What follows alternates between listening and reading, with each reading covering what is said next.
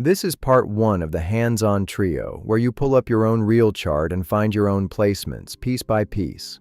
Step one is the easiest one to find, and it changes how you read everything that comes after it. Your actual big three, not the sign everyone assumes you are. If you've got your own chart open in another tab, keep it there. We're doing this side by side. 3 placements, 1 chart, no guessing.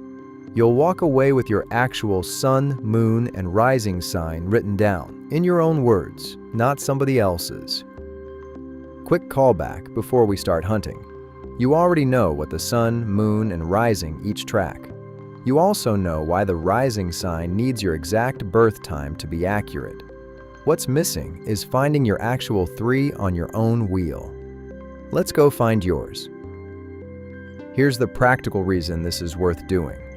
A sun-only horoscope can only ever describe 1/3 of your chart, so it keeps missing you in the same predictable way. Say your sun sign is Pisces and your moon is in Aquarius. A generic Pisces horoscope reads you as feelings first and dreamy.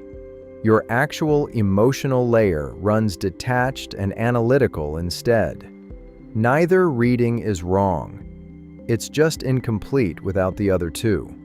The other 2/3 is sitting right there on your own wheel, waiting to be located. One quick orientation before you start hunting glyphs.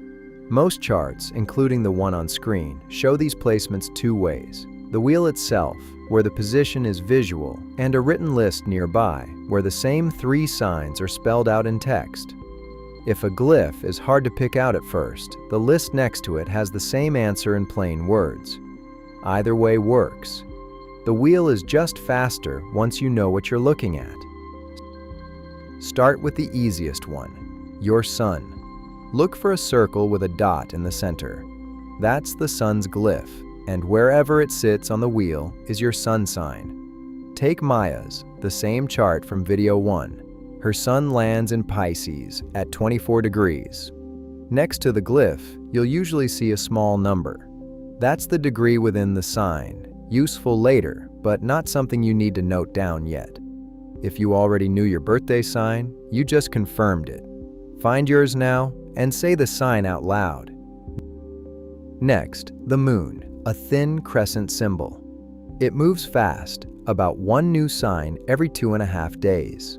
That makes this placement specific to your exact birthday, not just your birth season. Maya's moon sits in Cancer at 25 degrees, a different sign from her Pisces sun. That's normal. Most people's sun and moon land in different signs. Even twins born hours apart can end up with different moons because it can shift signs in the middle of a single day. Find your crescent symbol, note the sign, and notice whether it matches or clashes with your sun. Either answer is useful information, not a verdict. Last one, and it's the hardest to spot because it isn't a planet at all. There's no glyph to hunt for on the wheel. Your rising sign, also labeled the ascendant or ASC, is wherever the wheel's leftmost horizon line sits. Some charts label it ask instead of spelling out ascendant, but it's the same point.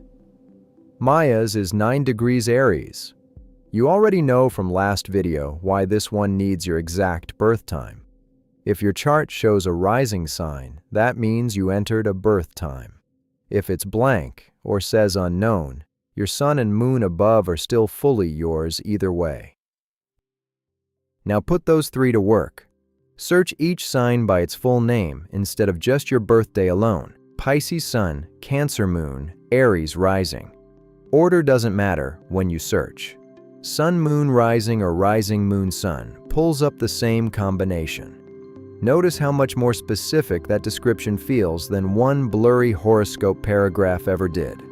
That's the shift this whole series is built on. 3 separate answers standing in for the one that was never quite right. If you just found all 3 and one of them caught you off guard, that's usually the sign this video did its job.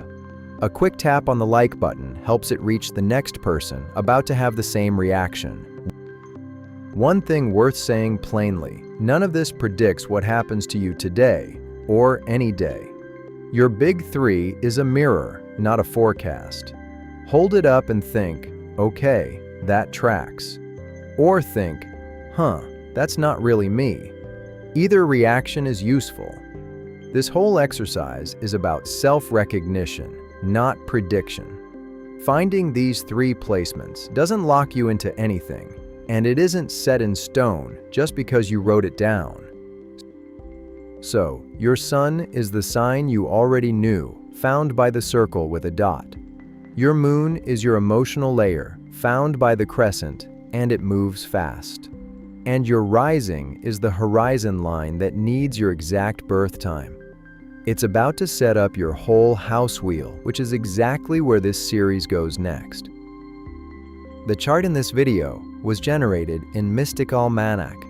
Free link in the description. Next up in this series, Step 2, we sort these same three placements into houses. That turns, I have Venus in Libra, into something about your actual life. Subscribe so it shows up for you. See you in the next one.